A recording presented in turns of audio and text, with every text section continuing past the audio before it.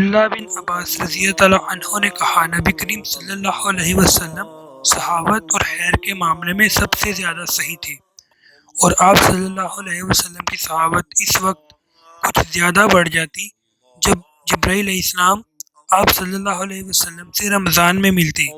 جبرائیل علیہ السلام نبی کریم صلی اللہ علیہ وسلم سے رمضان شریف کی ہر رات میں ملتے، یہاں تک کہ رمضان گزر جاتا۔ نبی کریم صلی اللہ علیہ وسلم جبرائیل علیہ السلام سے قرآن کا دور کرتے تھے۔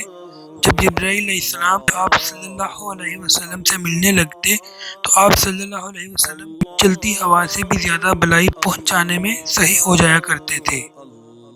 صحیح بخاری حدیث نمبر 1902۔ رسول اللہ صلی اللہ علیہ وسلم نے فرمایا، اگر کوئی شخص جھوٹ بولنا اور دغا بازی کرنا روزے رکھ کر بھی نہ چھوڑے تو اللہ تعالیٰ کو اس کی کوئی ضرورت نہیں کہ وہ اپنا کھانا پینا چھوڑ دے۔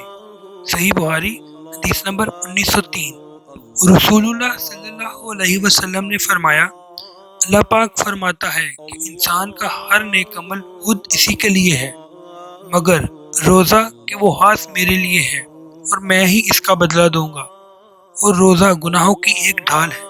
اگر کوئی روزے سے ہو تو اسے فحش گوئی نہ کرنی چاہیے اور نہ شور مچائے۔ اگر کوئی شخص اس کو گالی دے یا لڑنا چاہے تو اس کا جواب صرف یہ ہو کہ میں ایک روزہ دار آدمی ہوں، اس ذات کی قسم جس کے ہاتھ میں محمد صلی اللہ علیہ وسلم کی جان ہے۔ روزہ دار کے منہ کی بو اللہ تعالیٰ کے نزدیک مشک کی خوشبو سے بھی زیادہ بہتر ہے۔ روزہ دار کو دو خوشیاں حاصل ہوں گی، ایک تو جب وہ افطار کرتا ہے تو خوش ہوتا ہے، اور دوسرے جب وہ اپنے رب سے ملاقات کرے گا تو اپنے روزے کا ثواب پا کر خوش ہوگا۔